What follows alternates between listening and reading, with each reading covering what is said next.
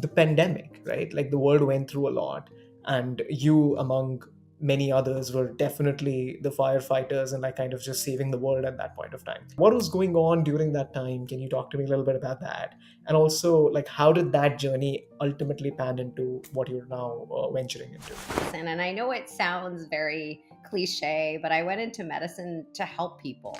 There's such a level of trust, whether it's my own family or whether it's the patients that I'm taking care of. The data shows that spending a minute or 2 minutes total just listening to someone makes a big difference. If I go to work and I do surgeries on the airway or I take care of sick patients with COVID, as I am being asked to do, what if I make my family members or my children sick?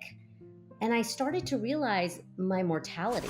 What am I doing here in this world? Like, what's my impact? What if I could meet a younger version of myself and I could coach younger physicians rather than having doctors getting burnt out, help them to find a way to find joy again in their work?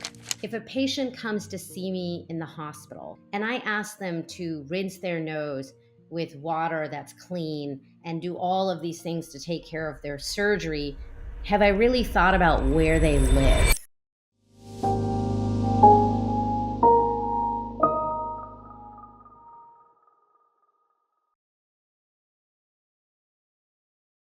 Hello, and welcome to another episode of Building It Big.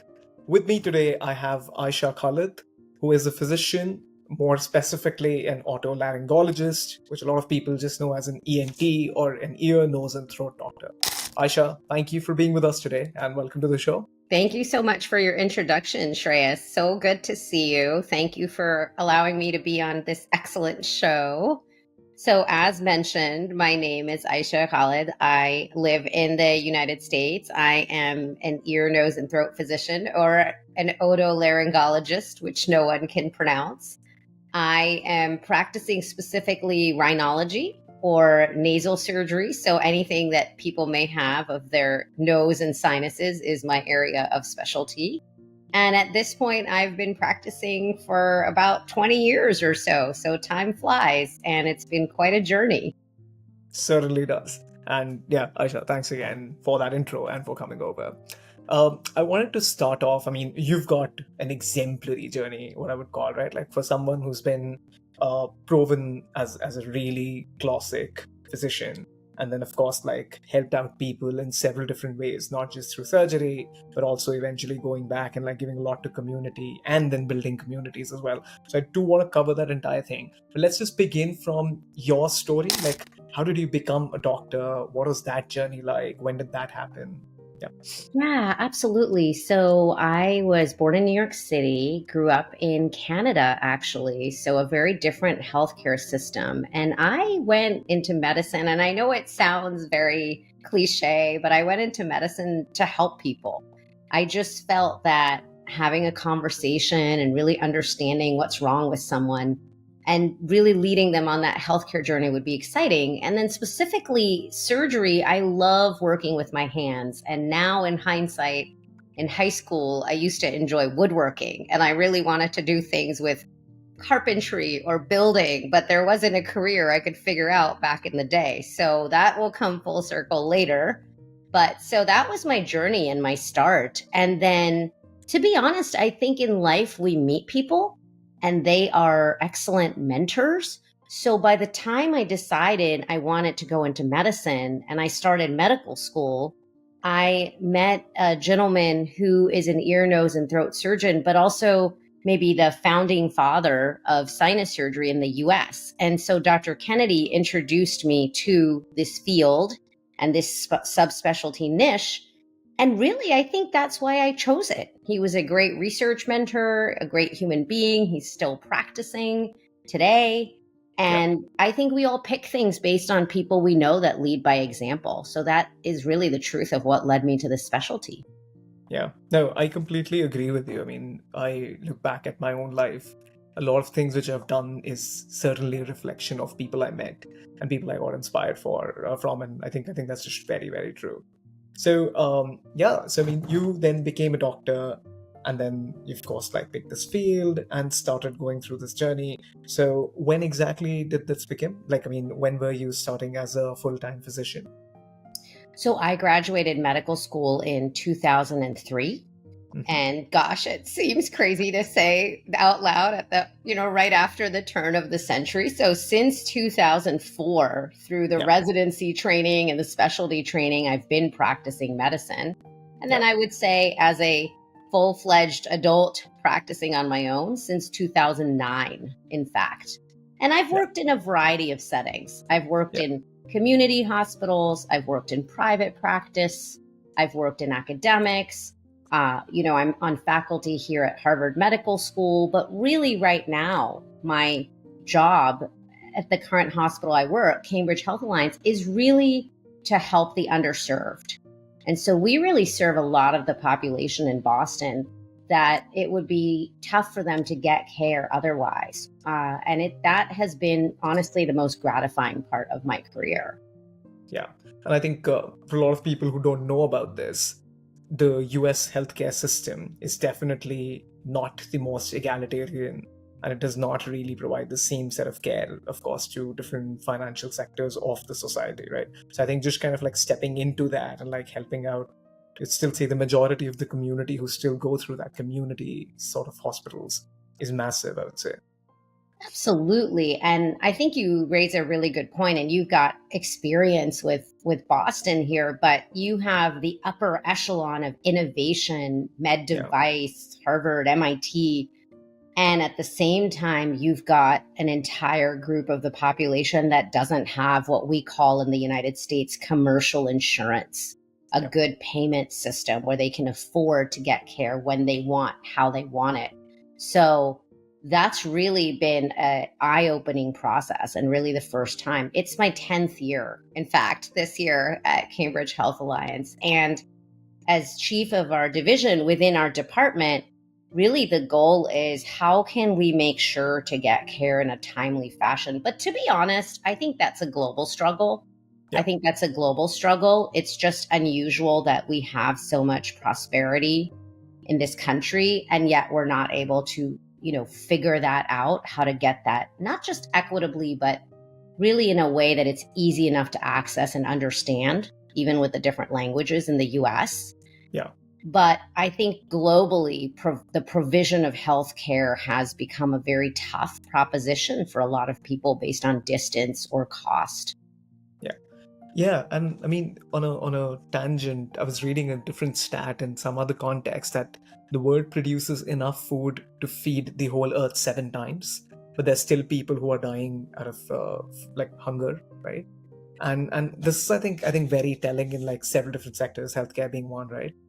Wherein there are few people who just have so much, wherein they could afford, I don't know, private everything, but then there are people who are just like dying on the streets and they just can't like get an emergency care at points. Right. I have a colleague who's been working on food insecurity, and it's something that, my husband's very passionate about. My family's originally from Pakistan. I should say Hmm. my family's from Pakistan. My husband's family's from Bangladesh. And, Yeah, all four of our parents were immigrants to the United States. And I think that story of this is the land where everything is available if you work hard enough, I think that story was quite true and has yeah, become very difficult, whether mhm, you were born here or you live here. And you just have to make the best of it and really take advantage of opportunities. But sometimes the things you see are sad. So I think you're absolutely right. The healthcare outcomes of our yeah, nation are nowhere near where they could be if we had a better system of distribution, just like the food example that you mentioned. yeah. Yeah, and this all kind of fans very nicely into what your journey has been like coming from an immigrant family, seeing the suffering in like a first, second degree, kind of like witnessing on the ground, being in a medical profession, and of course like understanding it more on the ground, right? So you, I think, are one of those people who've been more of a holistic practitioner, like kind of not just going in like, okay, fine, here's a disease, let me go cure it, but then like you try to understand like, okay, what is going on in the people's mind, what is going on in their community, the society, all of that. Can you talk to me a little bit about like how do you develop that sort of an empathy, and how do you even like go around all of that? Yes, I believe the older I get in my career, the more I am less interested in saying, I know a surgery and I think I can do it on you. So a lot of my patients are surprised at this point. The goal is, you're a mom of three. I had a patient yesterday. You're a mom of three. You're taking care of your children and your pets and your parent. You're here. How do we get you better so you can get home to take care of your family? And maybe that answer is not surgery right now. Maybe we have to think about when and how you pursue the intervention with the context of your life, because I think that really improves compliance and improves understanding. I think that journey for me had always been there. I went into medicine expecting that we would be able to carry that out. And I learned that we all get into the workplace and we get into the churn of, this is the subspecialty I know, let me apply it. But the patient that's coming to see you is a full-fledged human being. And they might have lost their job recently, or their spouse got sick and that's why they didn't follow up or were not able to take the medicine. Maybe they're scared of having surgery. Somebody who's a family member died undergoing a procedure. Yeah. So teasing that out, I think, along the way has made a really big difference. But to take that even further, something that I'll be even more interested in the future is the marriage of Eastern medicine with Western medicine. There are so many holistic healing practices, whether it's meditation, which has now become more mainstream in the Yeah. United States, but was not something I grew up with or trained with. Physiotherapy, massage, acupuncture, those are all equal methods of stress reduction in my mind Yeah. as taking medicine for heartburn or getting on a blood pressure medication. So the dilemma now is, how do we empower the physicians that are trained in Western medicine to be open and accepting of that? So my journey now is, you're here, you're feeling stressed, it's exacerbating your inflammatory disease of your allergies and your sinuses. What can we do about your stress? If we can Yeah. bring that down and you can manage your disease state, maybe you don't need the surgeries or medicines I have to offer. But I will tell you, Shreyas, it's a very strange conversation. A lot of patients, by the time they see me as the, third physician they're seeing for the problem, they Yeah. expect me to provide them with a very specific tool. And having this broader conversation, they're sometimes still surprised. So are we doing surgery or not? And it's like, Yeah. well, let's try some other things, right? Tell me about your life. Like, how can we edit what you're up to see whether you can get better? And that's been remarkable for a lot of the non-cancerous conditions that I treat, that are really, I think of them as lifestyle conditions. If you have allergies or sinus issues, so much can be prevented by what's around you or what you're eating, in Yeah. fact, and what's going in your body. Yeah. Yeah. I mean, and I've seen this from both sides a little bit, right? Of course, like interfacing with you and the team a little bit at the MIT front, but then also from a patient point of view, you meet three doctors in succession, and they're all taking notes, and they're hardly looking at you. So there's that like absolute miss of like a human to human connection, which is what I think people like you are extremely bringing into this whole society now. But also at the same time, to the patient, like, fine, you're not looking at me, not listening, you're probably listening to me. But then why is the other person asking me the same question? And then that, I think, kind of just gets on to people's nerve. Hey, I'm like, hey, I have this ailment, and then I have to like keep answering those questions as well. But I think somebody who just understands that, I think that itself, I have always found as like a big step as well in that direction. Right. I mean, absolutely. Data shows that spending a minute or 2 minutes total Yeah. just listening to someone, whether it's in a conversation or as a physician to a patient, makes a big difference. I think that has to do with just the presence that we Mhm. all want in a Yeah. conversation, but then you particularly want when you're seeing your physician. It's interesting that you mentioned our work at MIT, because I think we always used to talk about technology bending the cost curve and making a difference. I'm excited that we're bringing technology smartly into the healthcare system, perhaps with scribes that are AI enabled to allow someone or some entity to be formulating the note and the plan and carrying out the steps that you see that clinicians, doing on the computer, could allow us a little bit more face-to-face time. And I think that is Yeah. what doctors crave. That is what nurses crave with their patients. Yeah, 100%, right? I mean, there's been so much of chatter about like, oh, AI is gonna be adverse in some direction. But I think with healthcare, I definitely think all the mechanical tasks, which is like, oh, let me do the note taking, let me make sure that the EHRs are filled and whatnot. Maybe that is what AI should actually take over. And the human to Absolutely. human is like where the doctors and the nurses, they all just come through. Yeah. Amazing. So, Asha, one thing I wanted to touch upon, and this is like also very telling of your journey, but I mean, again, it's like a build up as well on that one. The pandemic, right? Like the world went through a lot, Mm. and you, among many others, were definitely the firefighters and like kind of just saving the world at that point of time, right? That was also, if I read like how your journey went through, an inflection point in some way where you said like, okay, hold on, wait a minute, I need to see this at a bigger level, at a bigger scale. I need to zoom out, right? Do you, yeah, what was going on during that time? Can you talk to me a little bit about that?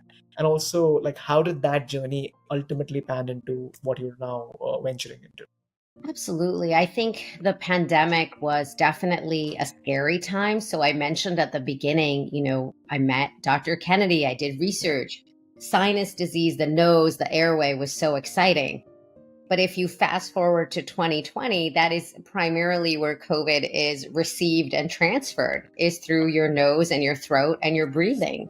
So the pandemic was particularly scary for me, not because I knew the data or the science or the future in figuring out that, many of us would be okay and we would have ability to get medications. But frankly, my first thought was, if I go to work and I do surgeries on the airway or I take care of sick patients with COVID as I am being asked to do, what if I make my family members or my children sick and they die?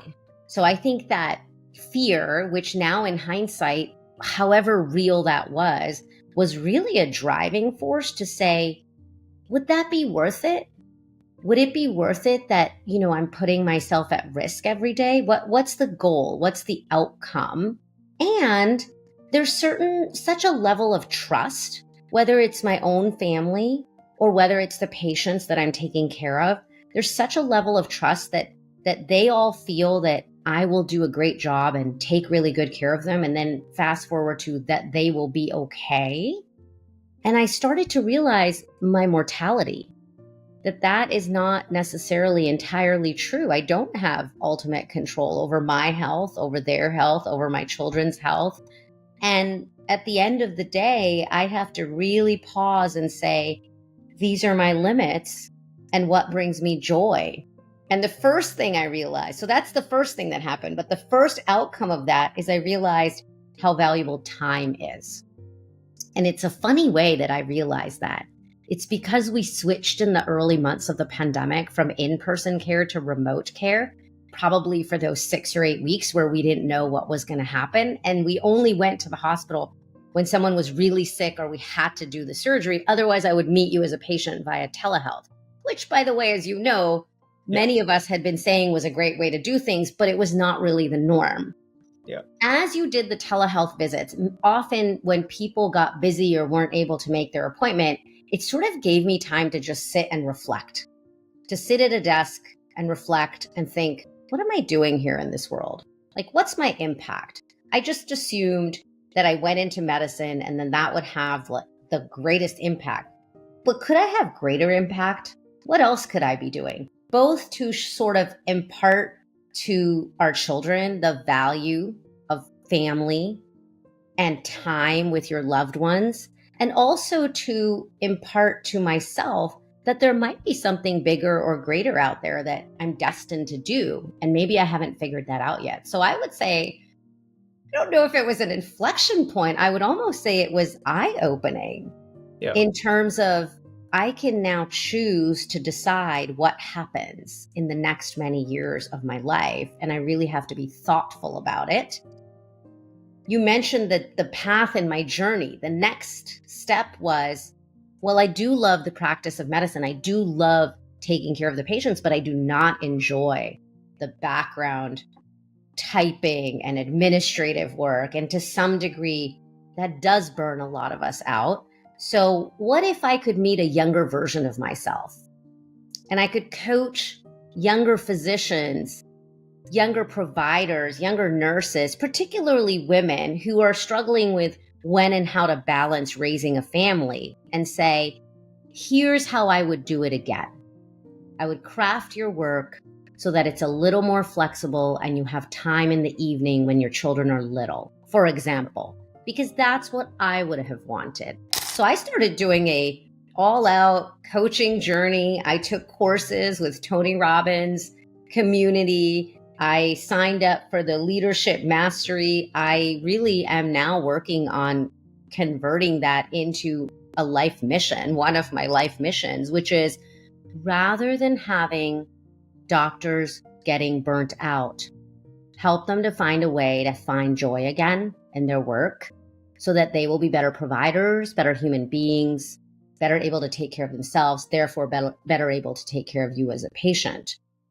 So that was the first step. But as you know me, Shreyas, and you're the same way, I thought, well, there's probably more to it than that. And I have to say, this next part was really unexpected in that my husband and I and a good friend of ours went to a real estate course, and it was really out of the blue. It was really, let's think about what drives human beings in the workplace. One of the things that drives us, particularly when we start in our careers, is the love of the work.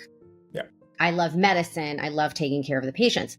But the stressor that comes as you get older, have a family, have responsibilities, have to pay bills, is money. And the more I got into the coaching world, the more I understood that in order to be able to contribute, you have to be able to take care of yourself, and then you can donate your time and money to others. Yeah. So then the next step was, how does one get financially abundant?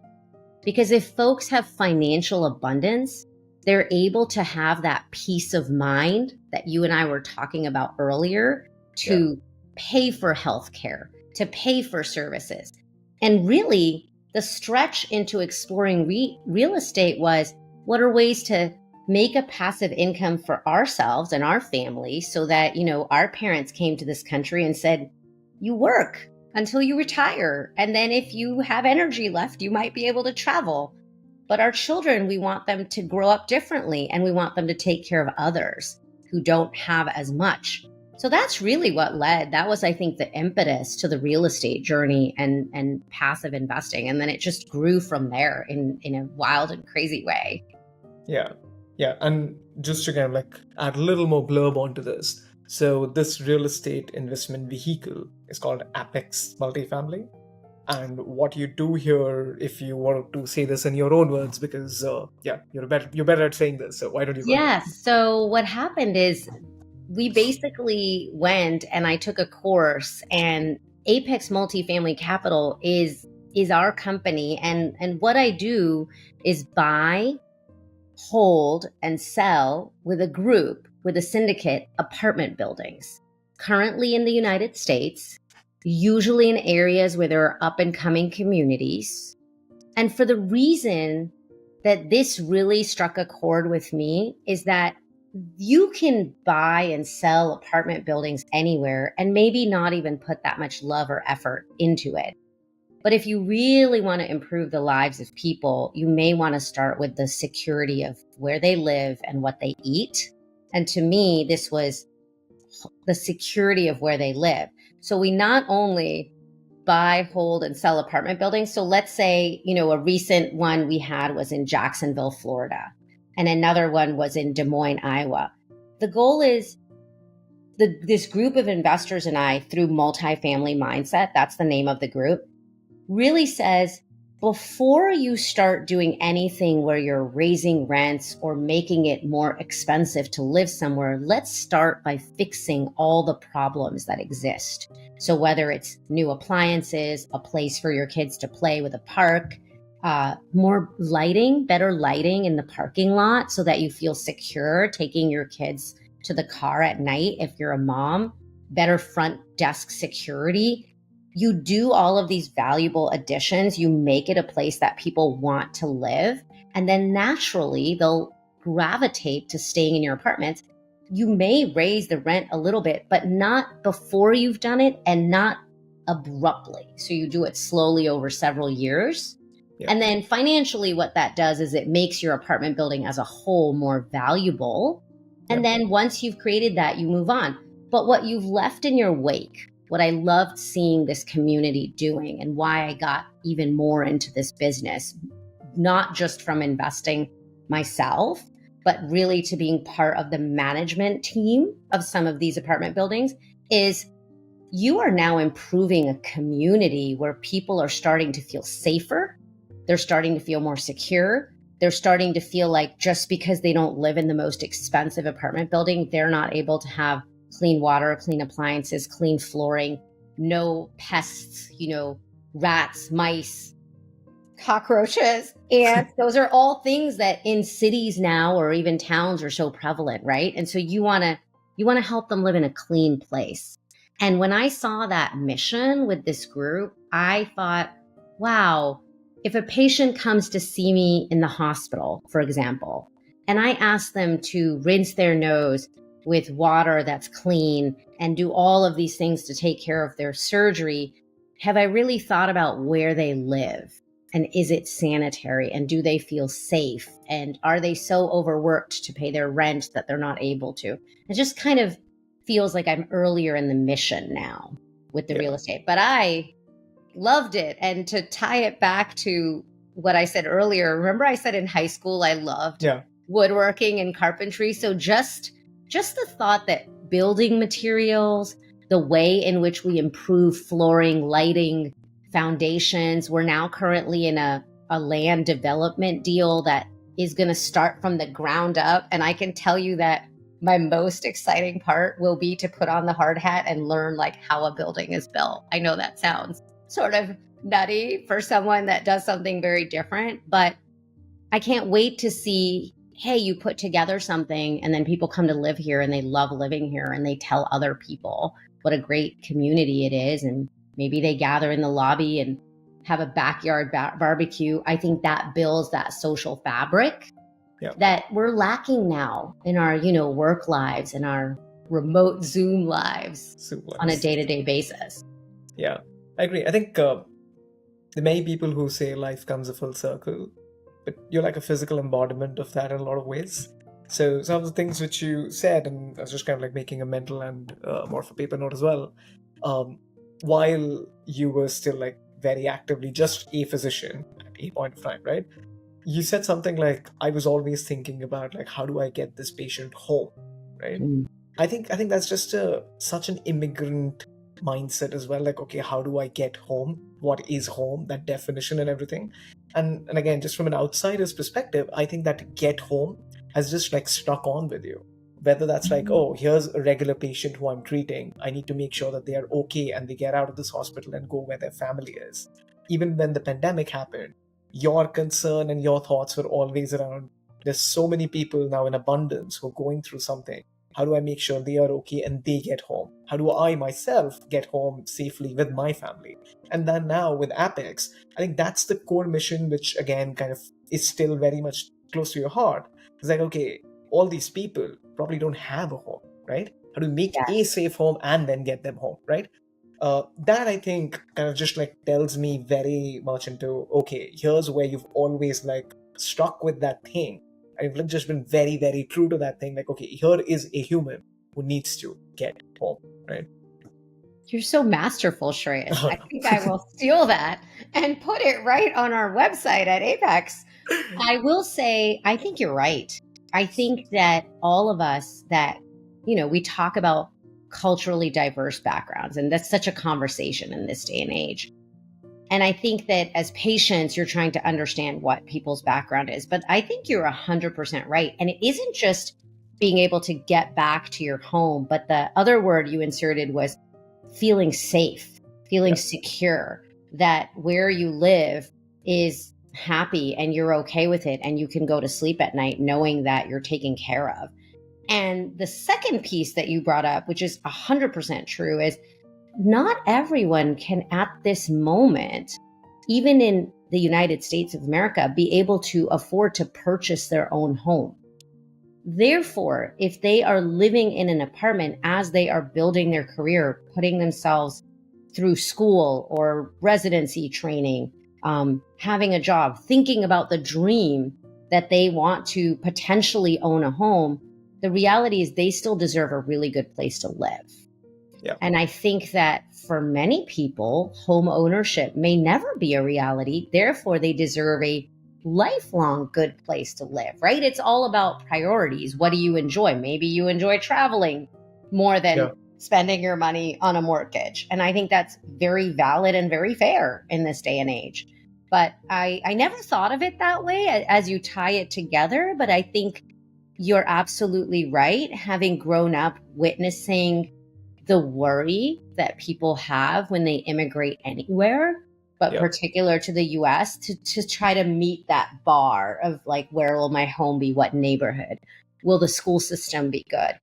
And I know I can't fix everything, but I feel like this makes a step in the secure and wonderful place to live, which I think really directly impacts people's health care. If they don't have food to eat in a safe Yeah. place to live, you're not going to make a lot of progress on, I want you to exercise and lower your blood pressure and take care of your sinus health and manage your allergies with, avoiding these plants or flowers. So I think that's just part and parcel of it. Yeah, and I think you're absolutely right. Like people take several different directions in this, right? Like one is, of course, continue doing your job as a physician, which is, I would say, order of 100 that you could influence maybe in a year, maybe Right. over the course of years, right? Then a lot of people go down the route of charity. It's like, okay, fine, let me find an institution which would do good. And then probably that grows by 10x, like few thousand people you could potentially influence. Yeah. But Yes. then that's where kind of the second layer ends. And the epitome or like the end of this journey is like, okay, let me go ahead and change policy, which in any country, any jurisdiction is always hard, right? Yes. So I love the fact that you found somewhere in the middle, like, okay, I can probably not influence 300 million people. And I don't want to like stop at 1,000, but I could do very much like within that few 100,000 range, which is Yeah. like, okay, let me deploy these micro institutions or more like the condominiums and apartment blocks, which are going to be communities wherein I will make sure that every detail is looked after and people are living like humans here. They have a life, right? And then you rinse, repeat that model, all while ensuring that there is a financial benefit to the funder as well. It's not like, okay, it's not a charity case.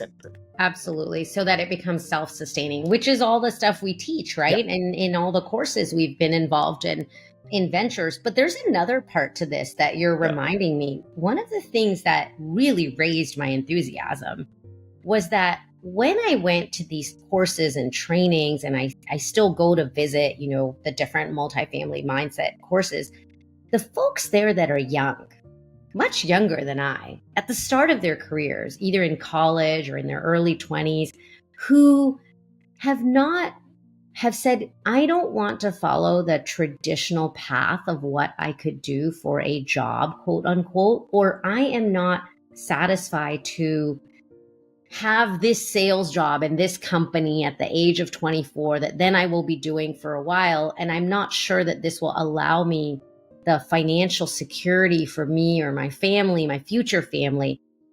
I think the other thing that this offers is a way for folks to learn how to have financial abundance for themselves and then be able to do what they're passionate about as yeah, well. So I have been very inspired. I think there were students as young as 18 and as old as in their 60s. And some of the 18-year-olds, two of them in particular, and folks 5, 10 years older than I, are all successful moving along in this real estate world, whether it's multifamily or anything else, building careers that this one kiddo, Michael, he would not be doing right now. He would be taking classes, and I have kids in university right now, and I'm a big fan of higher education. I've had so much higher education. But I think in some ways, a lot of the universities in our country and around the world are charging so much money. And when the students are coming out, they're not necessarily being able to have that economic opportunity that they once would have, or easily be able to get a job. It's been fascinating to watch them be taking classes, but then also be doing real estate, which is allowing them to, for example, pay their tuition. And to me, you're changing the trajectory of somebody's life. You're really teaching them early that you can become self-sufficient and then sort of lift others up with you. So I think that's why I think the community gives me a lot of juice and enthusiasm to see what they're trying to accomplish.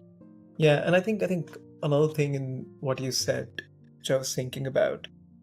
So any of these good schools, right, or any of the large schools worldwide, they charge for education and they charge for community, essentially, right? Like you get Yes. that tag of like, oh, I'm a Harvard alum, I'm an MIT alum, whatever, right? Yes. And that is really the bigger price. The education, I mean, for what it's worth, Yes. CS50 is a free course, right? Yes. Lots of you could just go to YouTube and like see so many lectures nowadays, right? Yes. The latter is what is costly no matter what, right? You're either born into a family and you have access to that community, or you have the money and then you have access to the community, and you kind of like going about it in the same way.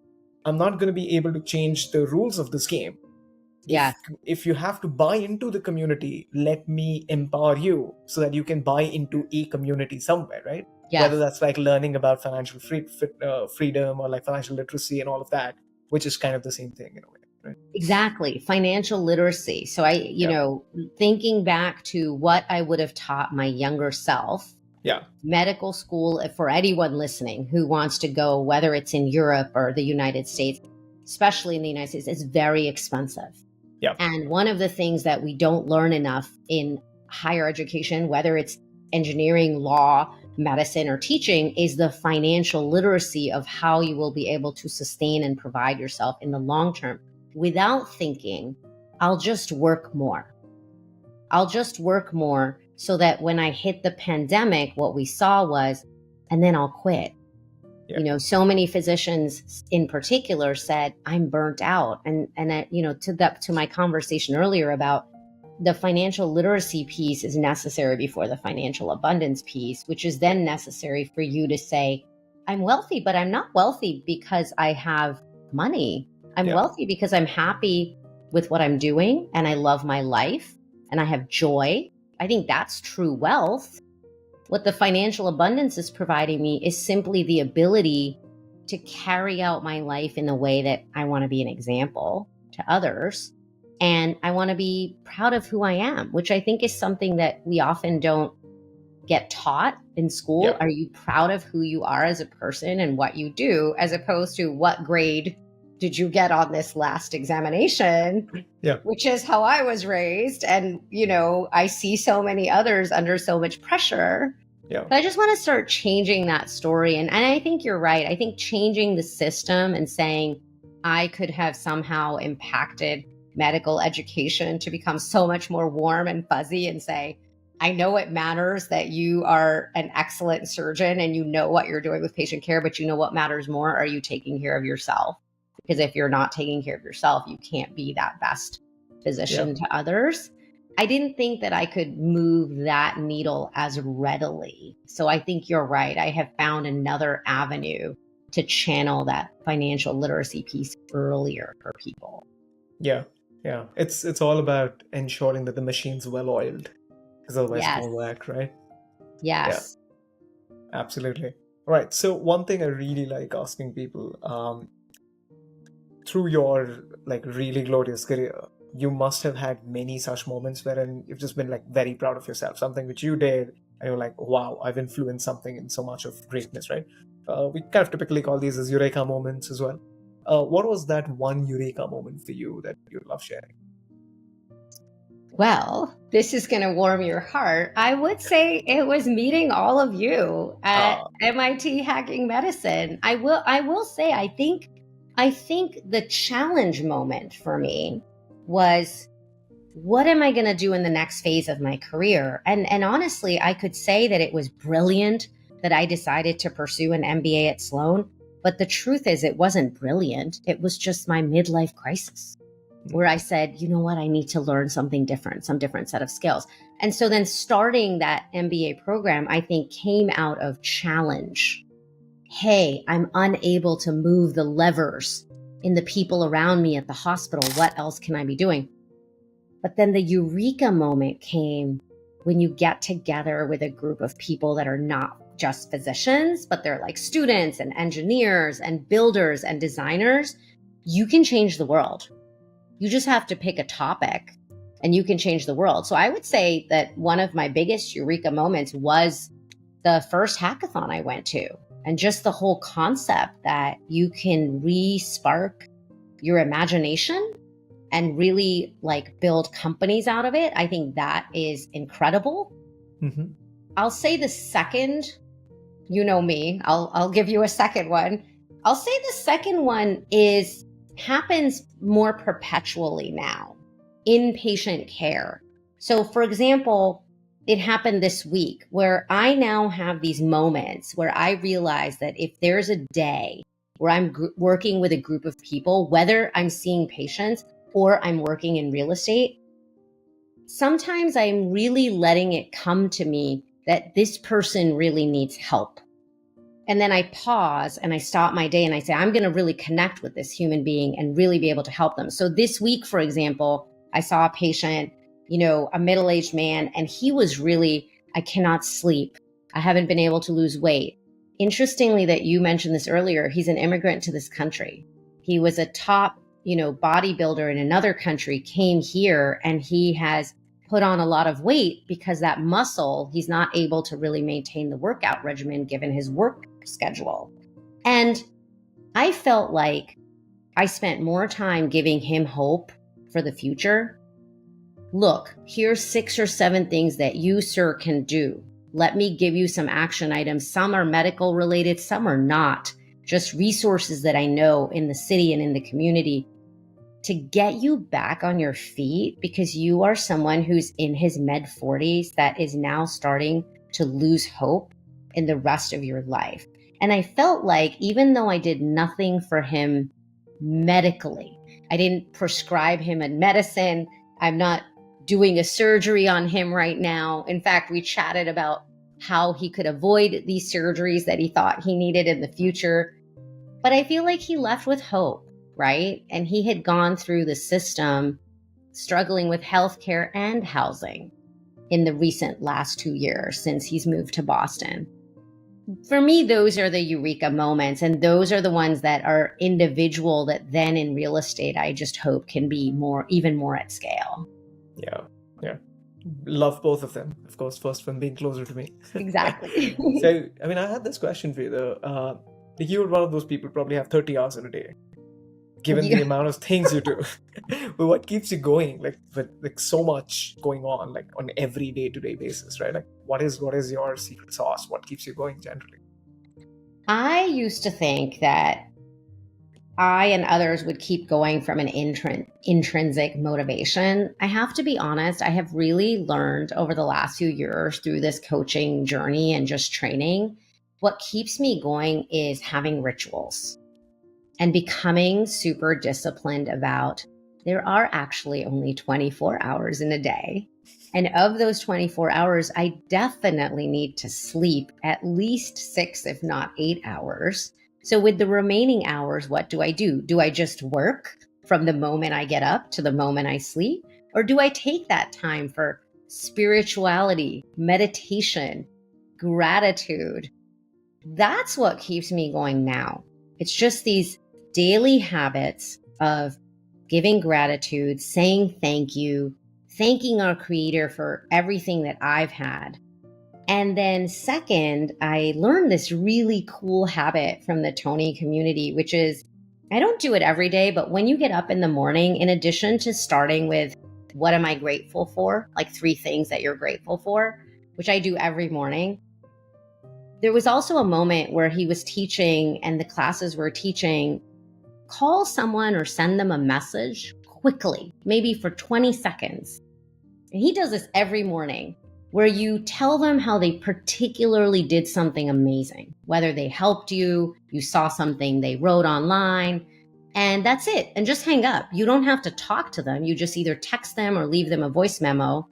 And that just gives a little bit of juice to someone else's life. So that keeps me going. And the third thing is, watching our kids.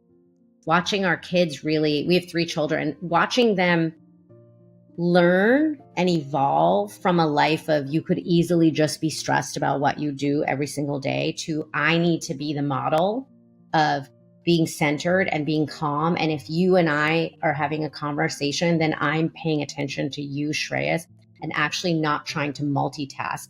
I have some recommendations for your listeners. One of the most impactful humans for me in the last 5 or 10 years was a man named Jim Quick. And it's KWIK. And again, things come full circle. Jim Quick writes a lot about learning and focus and how you cannot multitask, but you have to monotask. Yep. Of course, the real estate conference I went to last year, earlier this year, Jim Quick was the keynote speaker. I mean, how those worlds collided, and I had an opportunity to meet him in person and thank him. I think anyone listening to this can think bigger, can manifest a lot of what they're looking to do. You just kind of have to be open to the fact that you don't have to figure it out.